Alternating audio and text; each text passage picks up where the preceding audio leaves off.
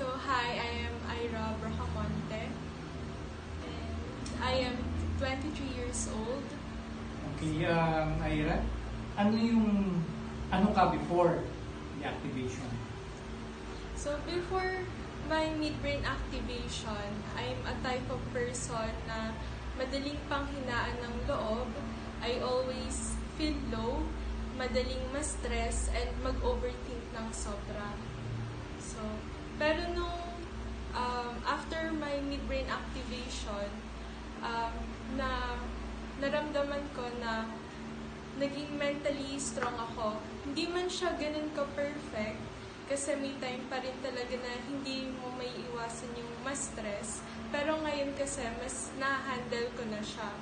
And madali na din akong matuto ng mga bagay na gusto kong matutunan or dapat matutunan katulad ng sa work. Okay, ano naman ang masasabi mo doon sa mga ka-age mo na kailangan? How would you recommend Natural Minds midbrain activation? So, if you're someone na curious or nagdadalawang isip na mag-midbrain activation, you should go and try kasi you will benefit a lot from here. Okay, thank you, Ira.